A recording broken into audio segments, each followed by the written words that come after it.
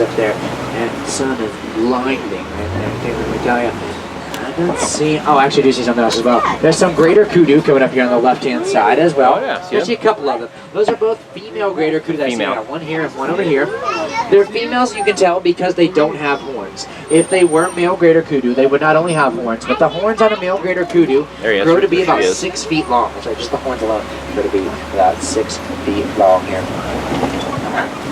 Now, near watering holes like this out here in Africa, watering holes are essential to all wildlife out here in Africa, so a lot of times where you see, there he is way in the back there, he's eating. There's a black rhino way in the back corner right there. I don't know if you folks see now, that's a pretty tough one, he's way back there.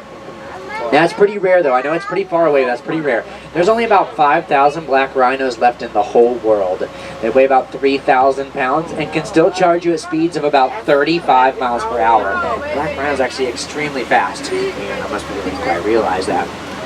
Now the reason that there are only 5,000 black rhinos left is because they're still being hunted even on reserves for their horn, which is made out of keratin. And if that does sound familiar, ring any bells to you folks, that's because keratin is actually the same stuff that's in your hair. And it's what your fingernails are made out of. And as neat as it might sound that your fingernails are made of the same stuff that a rhino's horn is made out of, it doesn't serve much of a purpose to humans. Okay, other than being a fingernail. But it does sell really well, which is why poachers continually attack the black rhino. All they see in them, after all, is a profit. Remember when we saw the... And the last thing we're going to notice out here in the forest is this black and white bird over here on the left-hand side. Pretty close to the truck, actually. The saddle-billed stork. Oh, wow. I don't know if you folks can see it. At the top of his bill, there's a saddle shape. That's why the saddle-billed stork is named the saddle-billed stork. I know he doesn't look incredibly big to some of you folks back there, but he has a wingspan of about 9 feet long. And just to put that into perspective to you folks, this truck is about 9 feet wide. So the saddle-billed stork has a wingspan about the same width as this truck actually is. And the saddle-billed stork stands about 5 feet tall as well. So the saddle-billed stork is pretty big. Wow. I realize it. Okay, heading out of the forest area though. We're headed towards the Safi River next. Last time I was here, it was home to some hippos. However, hippos are nocturnal, and they do generally spend the majority of their day in the water. So hopefully we get to see them, and if we do get to see them, they're most likely going to be in the water. So keep your eyes peeled along that water line. But it does bring me to a question for you folks. Since hippos do generally spend the majority of the day in the water, does anyone know how long a hippo can actually hold their breath under the water?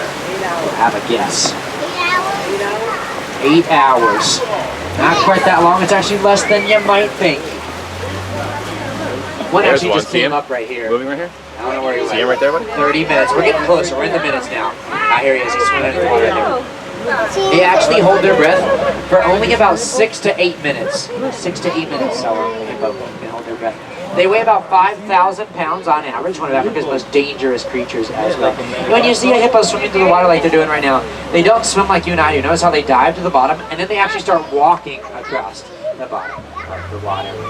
Among some of the birds that we're also going to be passing by on the way to see some more hippos are pink-backed pelicans. They're actually just starting to get the pink coloration on their back. They get it during the mating season.